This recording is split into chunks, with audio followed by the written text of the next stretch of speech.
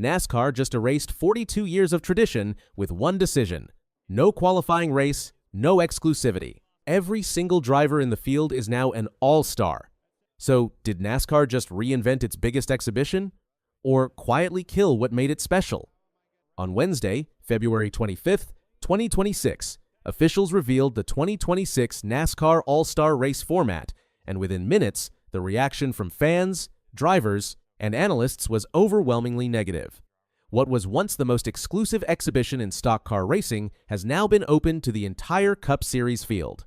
For the first time in the 42-year history of the event, there will be no All-Star Open qualifying race, no last-chance showdown, no desperation battle to race your way into the main event.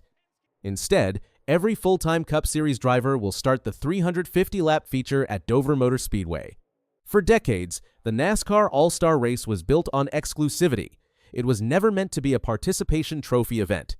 Drivers had to earn their way in by winning a race, capturing a championship, or surviving the high-pressure All-Star Open.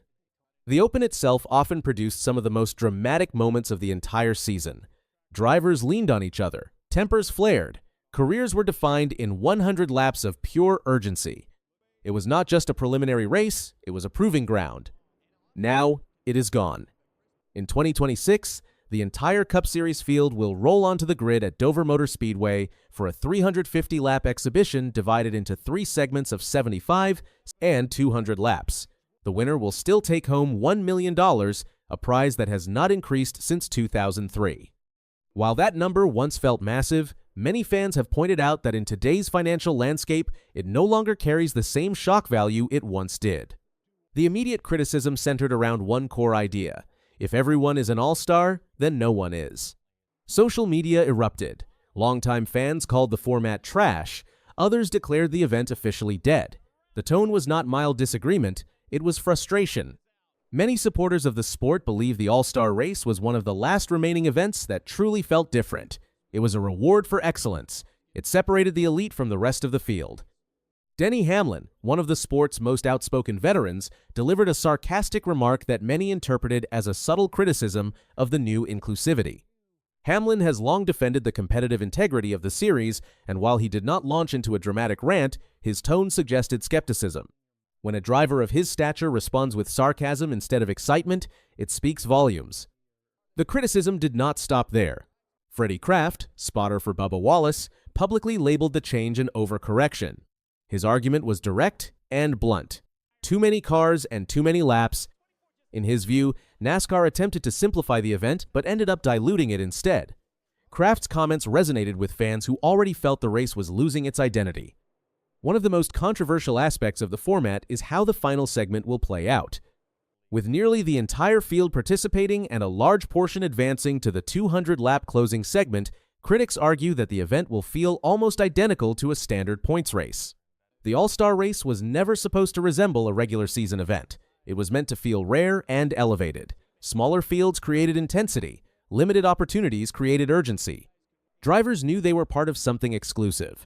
When the final segment narrowed to a select group battling for $1 million, the tension felt unique. Now, with roughly 26 of about 37 drivers likely competing deep into the final stretch, the dynamic shifts. Adding to the controversy is the move from North Wilkesboro Speedway to Dover Motor Speedway. In recent years, the return of North Wilkesboro injected nostalgia and authenticity back into the All-Star Race.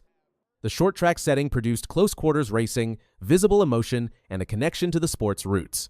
Fans embraced it as a reminder of NASCAR's heritage.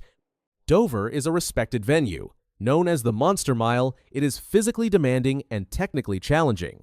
The high banks and concrete surface create unique tire wear and demanding lines. Drivers respect the track, but it does not carry the same grassroots charm as North Wilkesboro. It feels corporate and modern rather than historic and intimate. For many fans, the location change combined with the open field format feels like a double blow. First, the exclusivity disappears. Then, the nostalgic venue is replaced. The event that once stood apart now risks blending into the schedule. From NASCAR's perspective, the reasoning may revolve around simplicity. In recent years, the All-Star Race format has changed frequently. By allowing the entire field to compete and structuring the race into 3 straightforward segments, NASCAR may believe it is removing unnecessary complexity. On paper, That sounds logical. In practice, it strips away the very tension that made the event compelling. The All-Star Open was chaotic because drivers knew it was their only shot. One mistake ended the dream. That pressure created moments that fans remembered for years. What is the All-Star Race supposed to represent in 2026? Is it a reward for excellence? Is it a marketing showcase? Is it an experimental laboratory? When the format leans too far toward inclusivity, the message shifts from earned privilege to universal participation. In a sport built on performance, that is a sensitive transition. The driver reaction will be worth monitoring as the race approaches. While public criticism has been measured so far, the true test will come if the race itself feels flat. Dover's racing style also introduces questions about entertainment value. The track often rewards long-run speed and strategic positioning rather than short-track aggression. At North Wilkesboro, drivers could lean on each other, trade paint, and settle scores. Dover tends to spread the field and punish mistakes with heavy consequences against the outside wall. In a 350-lap exhibition without championship implications, drivers may approach risk differently. The intensity that once defined the All-Star Race could soften. Yet, it is also possible that the criticism fuels competitiveness. Drivers may feel compelled to prove the format wrong by delivering a spectacle. A chaotic final restart, a dramatic late pass, or a controversial bump could change the narrative quickly. NASCAR has seen backlash before that faded once the green flag dropped. Still, the early reaction cannot be ignored. Fans are deeply protective of tradition. The All-Star Race is one of the few events that connected generations of viewers.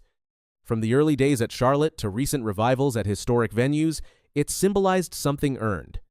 When that symbol changes, emotions run high. The move to Dover represents a shift toward modern consistency. The open field signals a shift toward inclusion. Whether those shifts strengthen the brand or weaken, it depends entirely on execution. The 2026 NASCAR All-Star Race will now carry more scrutiny than ever before, not because of a championship battle, but because of a philosophical one. It is a battle between tradition and reinvention, between exclusivity and accessibility, between prestige and participation. On race day, 37 drivers will take the green flag at Dover Motor Speedway. 3 segments will unfold across 350 demanding laps. One driver will collect $1 million. Burnouts will mark the finish. Confetti will fall. The question that remains is whether it will still feel like an all-star moment. For 42 years, the event stood apart. In 2026, it steps into unfamiliar territory. The fans have made their skepticism clear. The drivers have voiced subtle doubts. The stage is set not just for a race, but for a verdict. NASCAR wanted a simpler format. What it received instead was a complicated reaction.